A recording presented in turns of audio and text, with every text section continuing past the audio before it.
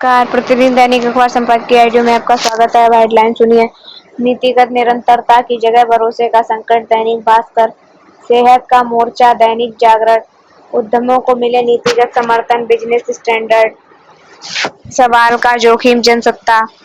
भाषाई शालीनता, राष्ट्रीय सहारा। कसौटी पर नेताओं की सहनशक्ति, रजनीश कपूर। अभिव्यक्ति की आजादी से राजनीति, हिंदुस्तान। अब संपादकीय विस्तार से। नीतिगत निरंतरता की जगह भरोसे का संकट, दैनिक भास्कर।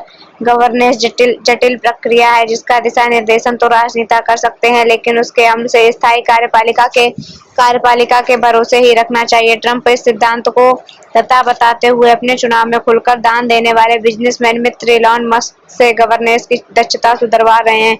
पिछले हफ्ते मस्क को जब पेंटागन के अधिकारियों ने चीन के बरक्स न्यूक्लियर तैयारियों और प्रतिष्ठानों के बारे में ब्रीफ किया तो देश में भूचाल आ गया।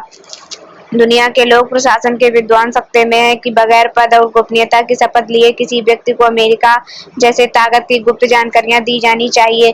ट्रंप नियुक्त राष्ट्रीय सुरक्षा सलाहकार वॉल्टर्स, जिनकी सेना में सेवा बहुत सीमित रहती है, ने भी 2 दिन पहले यमन में हूथियों पर हमले की खुफिया योजना के विवरण साझा करने के लिए बने ग्रुप में द अटलांटिक मैगजीन के संपादक को जोड़ लिया।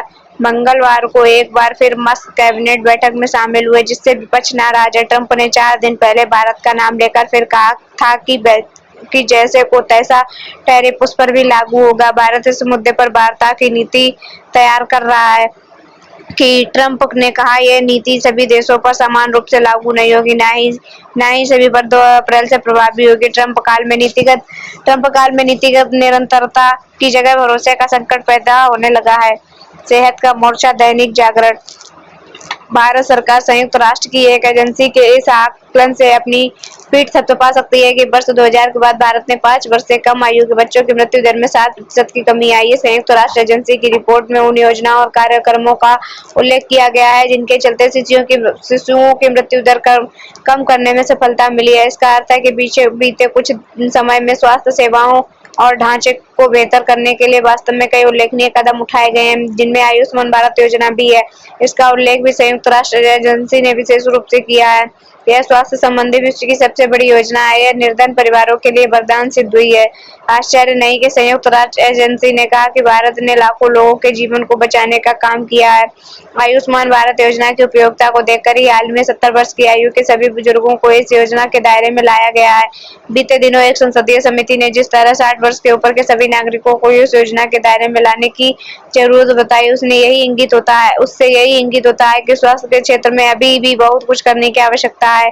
यह आवश्यकता की पूर्ति के लिए न केवल राज्य केंद्र सरकार को तत्पर रहना चाहिए, बल्कि राज्य सरकारों को भी। उद्यमों को मिले नीतिगत समर्थन, बिजनेस स्टैंडर्ड। सूक्ष्म, लघु एवं मझोले उद्यम भारतीय अर्थव्यवस्था में महत्वपूर्ण योगदान देते हैं। सरकार ने जो आंकड़े दिए हैं उनके अनुसार सकल घरेलू उत्पाद जीडीपी में एमएसपी के सकल मूल्य वर्धन जीवीए की हिस्सेदारी वर्ष 2022-23 में बढ़कर 30.1% तक पहुंच गई, जो 2020-21 में 27.3% दर्ज हुई थी। एमएसएमई क्षेत्र में निर्यात भी बढ़ा है।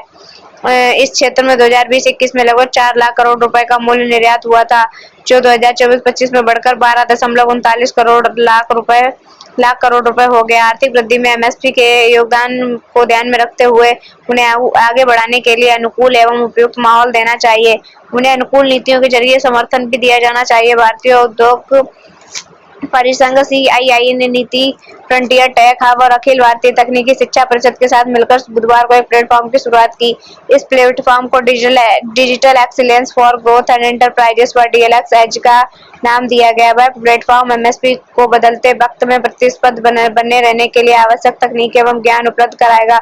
सरकारी संस्थानों के साथ मिलकर एक औद्योगिक संगठन द्वारा की गई ऐसी पहल का अवश्य स्वागत किया जाना चाहिए, क्योंकि वे लघु एवं मझोली कंपनियों को नई तकनीक के साथ आगे बढ़ाने में मदद कर सकती हैं। सवाल का जोखिम, जनसत्ता। एक लोकतांत्रिक देश के संघीय ढांचे की अहम पहचान है सवाल पूछना और अभिव्यक्ति की आजादी। नागरिकों की आवाज को समाचार में जगह देना पत्रकार का दायित्व होता है। अगर वह सच्चाई सामने नहीं लाएगा, जनता की परेशानी तथा उनकी नाराजगी सामने नहीं रखेगा, तो पत्रकारिता अपना मूल उद्देश्य खो देगी। लेकिन देखा जा रहा है कि व्यवस्था से जुड़े लोग अपने खिलाफ कोई भी स्वर नहीं सुनना चाहते। इसकी वानगी गुवाहाटी में देखने को मिली, जहां एक सहकारी बैंक के खिलाफ विरोध प्रदर्शन के दौरान वित्तीय अनियमितताओं को लेकर सवाल पूछने वाले पत्रकार को गिरफ्तार कर लिया गया, जिसे बाद में एक अदालत ने जमानत भी दे दी। वह पत्रकार उस बैंक में चल रही अनियमितताओं को लेकर लगातार अपने समाचार पोर्टल पर लिख रहा था। उस बैंक में ऊंचे पदों पर सत्ता से जुड़े लोग काबिज हैं। माना जा रहा है कि वह पत्रकार उन लोगों के निशाने पर था। हालांकि पुलिस का कहना है कि उस पत्रकार ने जनजातीय समुदाय के एक व्यक्ति के खिलाफ जातिवादी टिप्पणियां की थी, जिस कारण कार्रवाई की गई। भाषाई शालीनता, राष्ट्रीय सहारा। सुप्रीम कोर्ट ने इलाहाबाद हाई कोर्ट के स्तन छूने वाले विवादित फैसले पर रोक लगा दी, जिसमें कहा गया है पीड़िता के स्तन छूना और पायजामे की डोरी तोड़ने को बलात्कार या बलात्कार की कोशिश नहीं है। बेंच ने इस फैसले से पूरी तरह असंवेदनशील व अमानवीय ठहराते हुए कहा कि यह फैसला अचानक नहीं सुनाया गया, बल्कि 4 माह तक सुरक्षित रखने के बाद फैसला आया। इसका मतलब है जज ने उचित विचार विमर्श करके और दिमाग लगाकर यह फैसला दिया है। पीठ ने कहा, ऐसे कठोर शब्दों के प्रयोग पर हमें खेद है। शीर्ष अदालत ने इस पर केंद्र व ऊपर सरकार को नोटिस भी भेजा। हाईकोर्ट का यह फैसला ऊपर के कासगंज के मामले में दिया, जिसमें 2021 में 14 साल की किशोरी की मां का लड़की के निजी अंगों को छूने और पायजामे का नारा तोड़ने का आरोप लगाया था। मामले में पॉक्सो के अतिरिक्त बलात्कार व अपराध करने की प्रयास वाली धारणाएं लगाई गई थी। हाईकोर्ट की इस टिप्पणी पर नेटिजनों ने गहरी निराशा व्यक्त की थी तथा यह फैसला सोशल मीडिया में वायरल भी हुआ था। 2021 में सबसे बड़ी अदालत के नागपुर बेंच में बॉम्बे हाईकोर्ट के एक ऐसे ही फैसले पर पलटते हुए कहा था, बच्चे के निजी अंगों को यौन इरादे से छूने को पॉक्सो अधिनियम की धारा 7 के अंतर्गत यौन हिंसा माना जाएगा। नाबालिगों के साथ होने वाले यौन शोषण को लेकर पॉक्सो सरीखे कानून बनने के बाद भी इस तरह के असंवेदनशील व स्त्री विरोधी फैसलों का आना बेहद विचारणीय है। यहाँ तक कि सॉलिसिटर जनरल ने भी कहा कि इस फैसले पर मैं गंभीर आपत्ति जताता हूँ। बलात्कार ना भी हुआ तो किसी किशोरी के अंधेरी रात में अंधेरी जगह में ले जाकर उसकी देह को नोचना, छूना या उसके कपड़ों को उतारने के प्रयास को मामूली तो नहीं माना जा सकता। वहीं उक्त मामले के 2 प्रत्यक्षदर्शी भी हैं, जिन्हें आरोपियों ने तमंचा दिखाया। ऐसे में जब सारी दुनिया बच्चों के खिलाफ होने वाले अपराधों को महामारी से भयानक मान रही है, जिस पर सरकारों को गंभीरता पूर्वक काम करने की जरूरत है। सम्मानित अदालतों के बच्चों के अधिकारों की रक्षा की उम्मीद की जाती है। भाषा व शब्दों के चयन को लेकर इतनी संवेदना बनाए रखना इसलिए भी जरूरी है क्योंकि इसका असर दूर तलक जाता है। कसौटी पर नेताओं की सहनशक्ति। रजनीश कुमार। हमारा देश विविधताओं का देश है। इस विविधता में एक बात जो हर काल और हर कोने में समान रूप से पाई जाती है, वह है नेताओं पर व्यंग, चाहे वह गली मोहल्ले की चाय की दुकान हो या सोशल मीडिया का चहचहाता मंच। नेताओं को लेकर हास्य और तंज का सिलसिला कभी नहीं थमता, लेकिन सवाल यह है कि हमारे नेता इस व्यंग को सहन कर पाते हैं या फिर यह हास्य उनके लिए एक कड़वी गोली बन जाता है, जिससे न निगलते बनता है न उगलते।